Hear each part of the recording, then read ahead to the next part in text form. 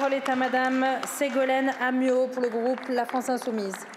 Oui, merci Madame la Présidente. Monsieur le ministre Ndiaye, à votre avis, quelle est la profession déconsidérée et maltraitée qui a connu à la fois un déclassement salarial sans équivalent avec une perte de 1% par an depuis 40 ans et une hausse sans précédent du niveau de recrutement, du degré d'exigence professionnelle et de la diversité de ses missions?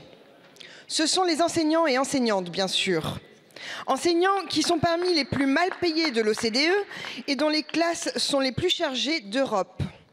La profession porte les stigmates de la brutalité du ministère Blanquer et vous, monsieur le ministre, vous avez été choisi pour tenter de réparer les pots cassés.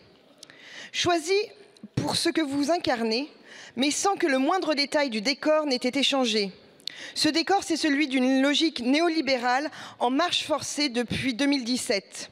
Celui d'un ministère des Finances qui dicte sa loi à tous les autres. Et c'est ainsi que vous décidez de supprimer 1 millier de postes dans le premier degré à la rentrée prochaine et des centaines dans le second degré.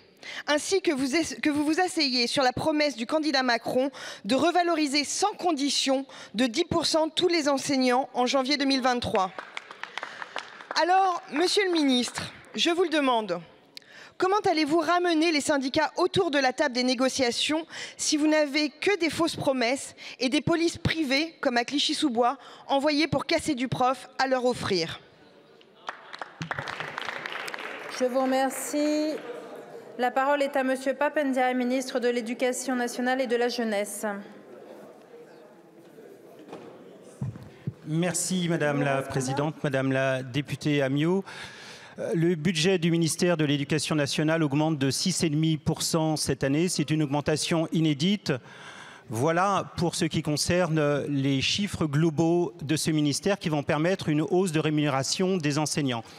Contrairement à ce que vous semblez croire, cette hausse de rémunération a deux volets. Un volet inconditionnel pour tous les enseignants, des néo-titulaires jusqu'à ceux qui sont en fin de carrière.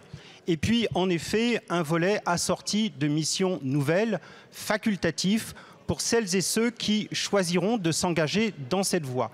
Voilà pour ce qui concerne la hausse des rémunérations.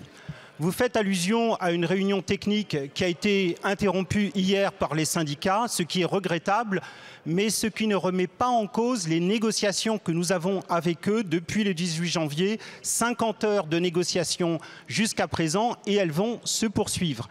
Nous avons des différends sur les missions liées au pacte, mais cela fait partie de l'ordinaire des échanges sincères que nous avons avec les syndicats. Madame la députée, je vous demande de considérer les faits. Les faits, c'est d'abord une baisse des effectifs scolaires que nous ne compensons pas de manière arithmétique, bien au contraire, puisque le taux d'encadrement va s'améliorer l'année prochaine. C'est une augmentation de rémunération des enseignants, mais aussi des personnels de direction, mais aussi des personnels administratifs. Voilà la réalité, voilà ce que nous faisons, Madame la députée. Je vous remercie, Monsieur le ministre. Madame Amiot.